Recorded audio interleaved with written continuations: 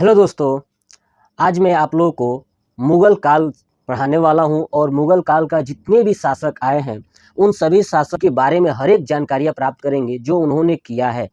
तो सबसे पहले मैं आपको बता दूं कि मुग़ल काल को 2 भागों में पढ़ा जाता है।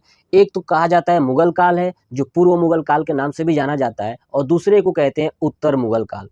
जो पूर्व मुग़ल काल हुआ करता था, उसमें मुग़ल काल के जो शासक थे, वो किसी अंग्रेज पे डिपेंड नहीं हुआ करते थे। लेकिन जो उत्तर मुग़ल काल के जब शासक यानी आए, तो वो क्या करते थे, अंग्रेज़ों पे डिपेंड होना स्टार्ट कर दिए, इसलिए उनको पढ़ने की दृष्टि से हम लोग उत्तर मुग़ल काल कहते हैं। तो अभी हम लोग पढ़ने वाले हैं पूर्व मुग़ल काल के शासक कौन-कौन से थे। यानी मैं सबसे पहले आपको बता दूँ कि मुग़ल काल का जो टाइम पीरियड है, वो 1526 से लेके 1707 है और जो उत्तर मुग़ल काल का शासक हुआ करता था, 1707 से लेकर के 1857 की क्रांति तक हुआ करती थी, यानी 1858 तक हुआ करते थे ये लोग, ठीक है? ठीक है?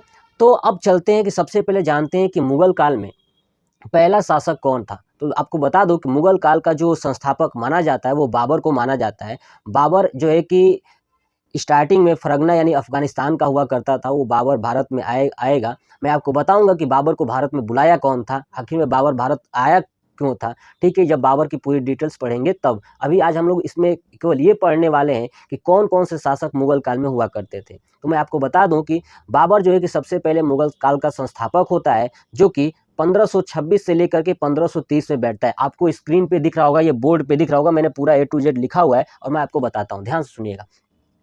बाबर जो है कि 1526 ईस्वी में से 1530 ईस्वी तक गद्दी पे बैठा रहता है।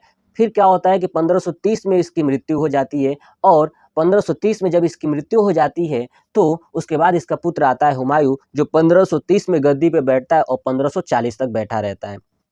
1540 में क्या करता है कि एक शासक होता है जिसका नाम होता है शेर शाह सूरी, जो सूरी डायनेस्टी का शासक हुआ करता है। 1540 में हुमायूँ को यहाँ से भगा देता है और भगाने के बाद खुद गद्दी पे बैठ जाता है। लेकिन ये ज़्यादा समय तक नहीं बैठ पाता है, ठीक है? और ये क्या करता है कि 1540 से शेर शाह सूरी बैठता है, इसके बाद इसका पुत्र सिकंदर शाह सूरी बैठता है। दोनों मिलके जो है कि 1540 से 1555 तक चलाते हैं। फिर जो है कि हुमायूँ इसका मौके का फ़ायदा उठा के सिकंदर शाह सूरी को मार देता है और पुनः गद्दी पे वो आ जाता है। हुमायूँ 1555 में बैठ जाता है और 55 से लेकर 56 तक बैठता है। तो 56 में उसको दीन पनाह की सीढ़ियों से गिरकर मृत्यु हो जाती है। मैं आपको बताऊंगा कि दीन पनाह सीढ़ियाँ जो है कि कहाँ थी, कैसे थी, किसने बनवाया था, तो मैं आगे जब हिस्ट्री पढ़ाऊंगा पूरा डिटेल्स तो उसमें बताऊंगा।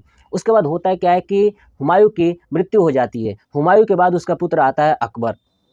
अकबर जब गद्दी पे बैठता है तो उसका जो टाइम पीरियड होता है 1556 में बैठता है और 1605 ईस्वी तक बैठता है। अकबर जो है कि सबसे पहले आपको यही याद रखना है कि अकबर जो है कि अकबर और औरंगजेब जो है कि दो ऐसे शासक हैं जो मुगल काल में सबसे ज़्यादा समय तक गद्दी पर बैठने वाले हैं। यानी 49 साल तक इन्होंने गद्दी पे शासन किया है। तो सबसे पहला क्वेश्चन यही कि टोटल मुगल काल में कितने शासक थे? तो 6, ठीक है, इंपॉर्टेंट्स। और उन 6 का सीक्वेंस क्या है? तो मैं आपको बता दूं कि बाबर, हुमायूं, अकबर, जहांगीर, शाहजहां, औरंगजेब। बाबर, हुमायूं, अकबर, जहांगीर, शाहजहां, औरंगजेब, ये शासक हुआ करते थे। यानी अब चलते हैं सबसे ज़्यादा समय तक कौन कौन बैठा था। तो आपको बताया था मैंने कि याद रखना है, अकबर और औरंगजेब दोनों 49 साल तक गद्दी पे बैठते हैं। अकबर का जो कार्यकाल जो है कि 1605 में समाप्त हो जाता है, तो उसका पुत्र जहांगीर बैठता है 1605 से लेकर के 1627 ईस्वी तक, ठीक है। जहांगीर जो है कि अपनी जहांगीर की एक पत्नी होती है जिसका नाम होता है मेहरुन्निसा। वो जो है कि जब हुमायूं था गद्दी पे बैठा था तो दिल्ली में एक मीना बाजार बनवाया था, वहाँ से खरीद के लाता है।